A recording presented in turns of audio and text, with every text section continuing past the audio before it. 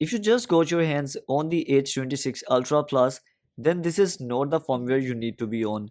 If you go to the settings and general and then about, currently I am on version 1.00.07, which was released on the 13th of October, as I can judge from the watchOS version here. So in this video I'll be showing you how to update it to the latest version to get access to the latest and the newest features. But before we start, if you're new here, a subscribe to the channel will be highly appreciated, and you can also subscribe me on the iMAT gadgets where you can find the full review of this watch. So first of all, you need to connect it with the Live Pro application. It's a newer application, and now the Hello Watches do not use the Live. You can go to settings, then general, and scan this QR code to download the Live Pro application. Once you have downloaded and connected your smartwatch with it, you will see the firmware upgrade option here. You can see that currently it is in red color, meaning that we have a new version available. Let's tap here. Here's a translated version of the change logs. Make sure you are connected to a good internet connection and your smartwatch is at least 30 to 40% charged.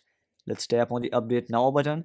And now it's going to download the firmware file and then it will install it on the H26 Ultra Plus. So let's wait for it to finish the process.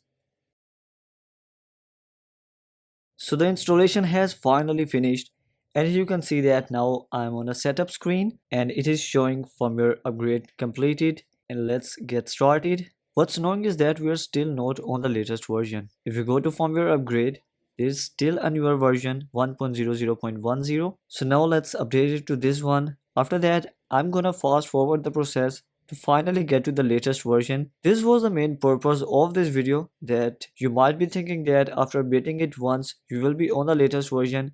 But that's not how it works. You still need to continue updating until you are on the latest version. So our second firmware update has been finished. Instead of going back, now I'm gonna go to the back screen and see if we have another version or not. So looks like 1.00.10 was also not the latest version, and we still have 1.00.14. So just like this, you'll have to continue updating until you are on the latest version.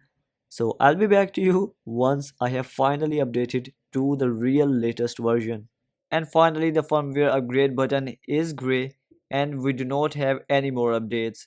So if you go to the settings, let's scroll down, then in the general and about, 1.00.14 underscore 251027 is the latest firmware version.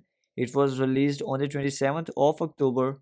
I already noticed a lot of changes. The watch is a lot smoother.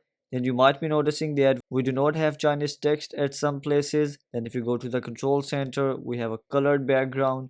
Same in the notification center and the widgets page. So just like this, a lot of things have been changed. You can check out the full review linked in the description box below. And you can also check out the change log that I have linked in the description box below too. I hope this video helped you out. If it did, make sure to hit the subscribe button on iMAT tutorials. And you can subscribe to iMAT gadgets and unbox with iMAT for the latest product reviews and unboxings. I will see you in the next one.